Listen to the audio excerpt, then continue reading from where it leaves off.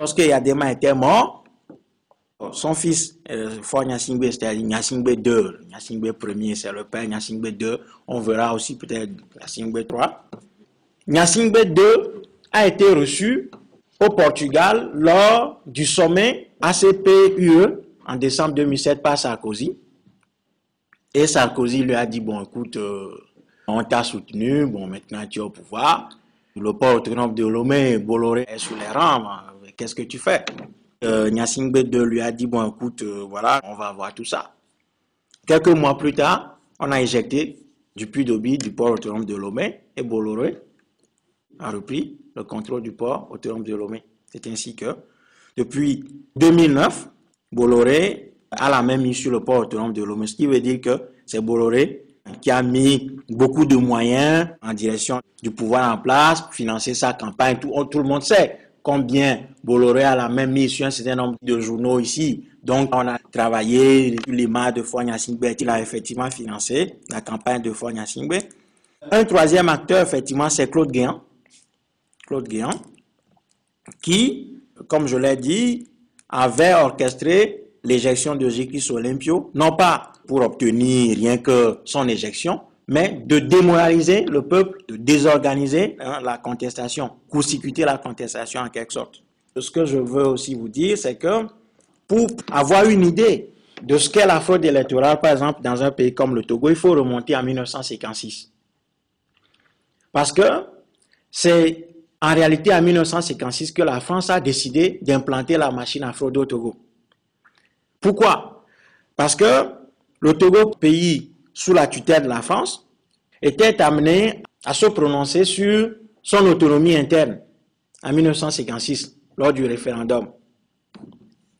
Et les indépendantistes ou bien les autonomistes l'avaient perdu parce qu'effectivement la France avait truqué ce référendum en faveur de ceux qu'on appelait les progressistes, qui sont aujourd'hui l'incarnation du RPT, du pouvoir en place. Et le peuple togolais n'avait pas accepté. Il y a eu des violences un peu partout, y compris dans ce qu'on appelle le fief même du pouvoir, à Kara, Odo, tout ça. Il y a eu des troubles énormes dans le pays. Et l'ONU avait décidé d'envoyer une mission d'enquête dirigée par le Libérien King au Togo. Et King, dans son rapport, a conclu que ce référendum a été truqué. Donc l'ONU avait demandé qu'on réorganise ce référendum. Et on l'a refait en 58. Ça a donné le même résultat, c'est-à-dire que c'est les indépendantistes qui ont gagné. Et c'est 2 ans plus tard que Sylvanus Olympio, après avoir payé les 800 millions de francs que la France réclamait, parce que la France disait, bon, quand on vous a administré, on a dépensé 800 millions de francs, donc le Togo a dû payer les 800 millions de francs à la France, et en 1960, le 27 avril, Sylvanus Olympio a proclamé l'indépendance du Togo. Et cette courte période de 1958 à 63, cette période a été vite refermée par l'assassinat de Sylvanus Olympio. Et après 63, maintenant, on a redéployé le parti unique. Et après ça, la machine à fraude a été de façon constante améliorée au fur et à mesure qu'on avance. Donc, la première élection, je dirais, ouverte en 93, la fraude. 98, la fraude. 2003, la fraude. 2005, la fraude. 2007, la fraude. 2010, la fraude. À chaque étape, la fraude est perfectionnée. Maintenant, c'est une fraude informatisée. On n'a plus assisté à la casse des urnes, au vol des urnes comme en 2005, mais cette fois-ci, c'est beaucoup plus technique, c'est scientifique. Si bien que j'étais confronté, par exemple, à la question sur laquelle les militants même de survie, par exemple, parviennent même à douter de la victoire de l'opposition. Parce que les gens disent, bon, oui, on n'a plus vu les choses comme avant, et donc on a l'impression qu'effectivement le peuple togolais a voté, faute de mieux, Faure Gnassingbé. Je tombais pratiquement des nues quand on m'a dit ça.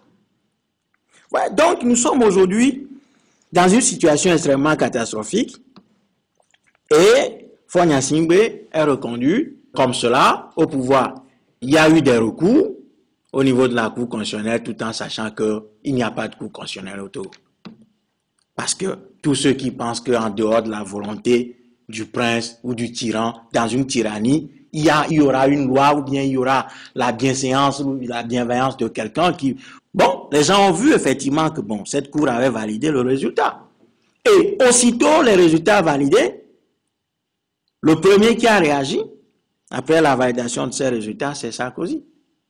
Il envoyait tout de suite un message de félicitations. Tout en sachant qu'il y a d'autres présidents guillemets africains qui ont même félicité Faure Gnassingbé avant même que la Cour constitutionnelle n'entérine ces résultats. Aujourd'hui, quelle est la situation sur le terrain?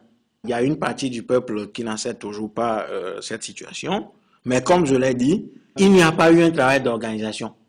Si nous critiquons le pouvoir, nous devons être aussi capables de reconnaître nos propres faiblesses. Il n'y a pas eu un travail d'organisation parce que, en amont, il n'y a pas un travail de conception, de théorisation sur le système et son fonctionnement. Parce qu'il y a un certain nombre de pièges, et un certain nombre de choses qu'on aurait pu éviter. Par exemple, le jeu qu'a joué la France lors de la désignation du soi-disant candidat unique, on aurait pu éviter ça si on avait théorisé en amont sur le fonctionnement du système. On aurait pu comprendre que derrière tout ça, il y a des choses cachées, mais on ne l'avait pas fait. Donc aujourd'hui, on se retrouve au pied du mur. Et bon, moi j'ai fait un test très acide sur ce processus et j'avais dit clairement que c'était une erreur grave de conduire le peuple togolais une fois encore à des élections, tout en sachant que cette machine électorale fonctionne à perte à notre égard depuis 20 ans. Face à ça, quelle est la solution? Et c'est valable pour tous les peuples africains. J'ai dit qu'il n'y a pas d'État en Afrique. C'est l'État, outil au service de l'intérêt général, qui organise les élections. Il n'y a pas d'État. Donc, à partir de ce moment, la solution pour l'Afrique ne peut pas être électorale. Honnêtement.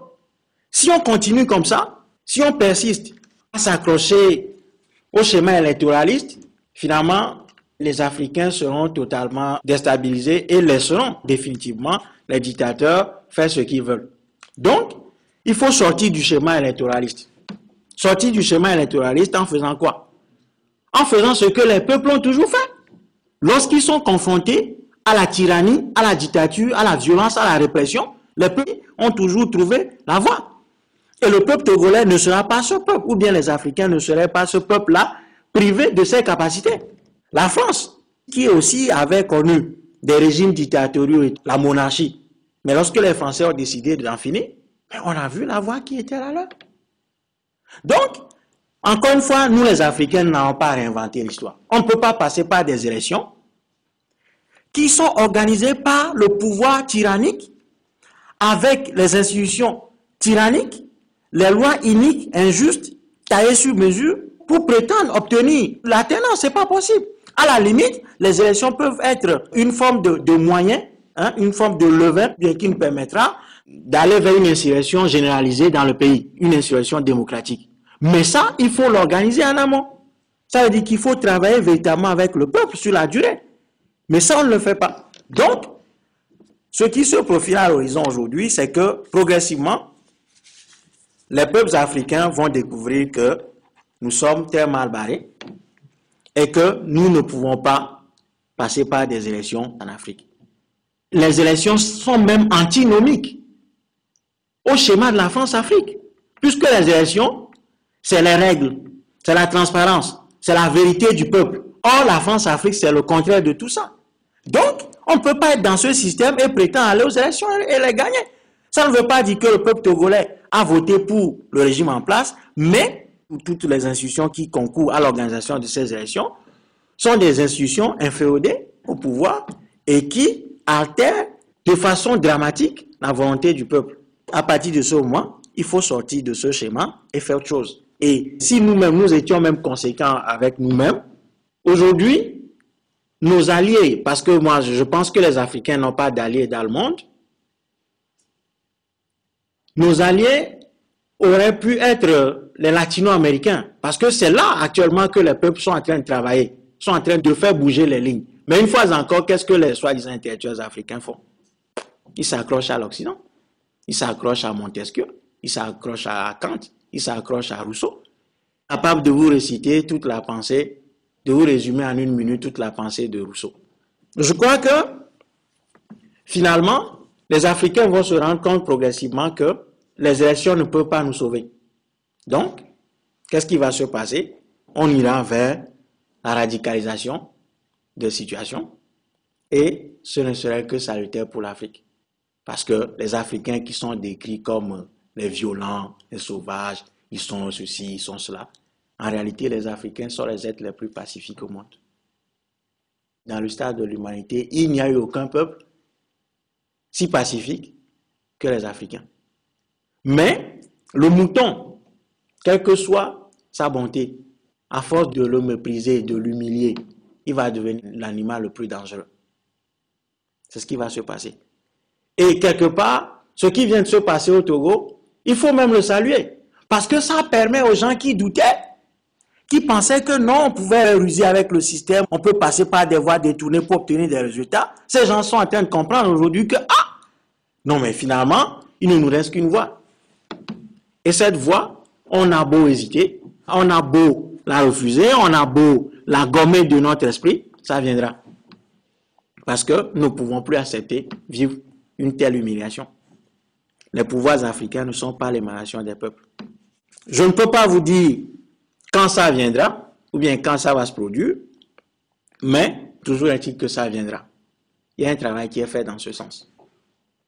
Et ce travail, nous le faisons avec la foi que nous serons les acteurs de ce bouleversement.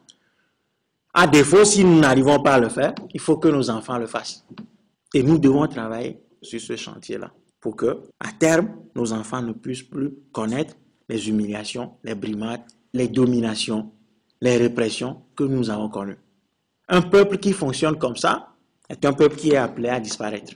Nous ne pouvons plus accepter que d'autres viennent dicter leurs lois en Afrique, miser sur les dictateurs africains qui s'opposent au peuple et les émasculent durant des siècles et des siècles.